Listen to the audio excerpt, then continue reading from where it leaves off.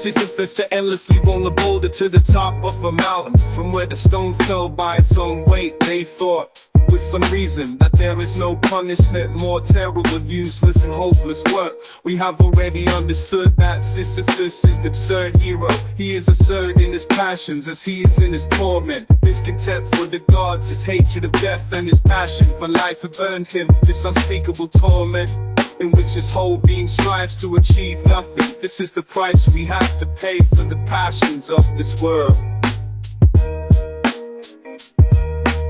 We are told nothing of Sisyphus in the underworld. Myths are made for the imagination to animate in this one.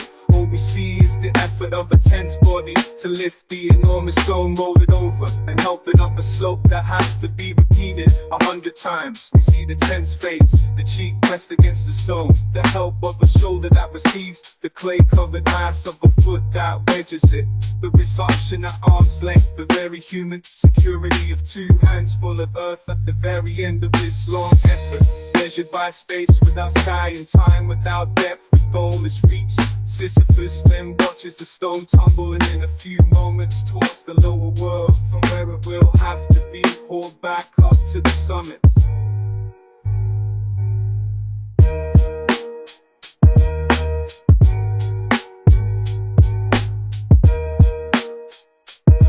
He goes back down to the plain. It is during this return, this pause, that Sisyphus interests me. A face that toils so close to the stone is already stone itself. I can see this man descending with a heavy but even step towards the torment that will never end. This hour, which is like a breath and which returns as surely as his misfortune. This hour is the hour of conscience, and each of these moments, when he leaves the summits and gradually sinks towards the layers of the gods, he is superior to his destiny. He is stronger than his rock.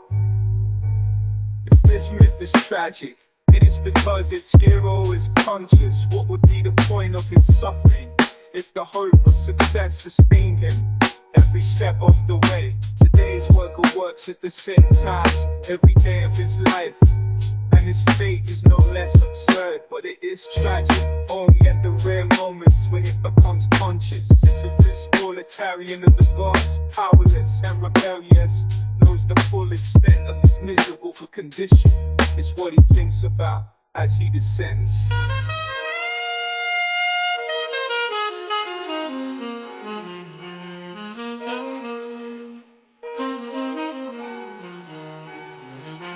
The player thinks that wants to be his torment also consummate his victory. There is no destiny that is not overcome by contempt.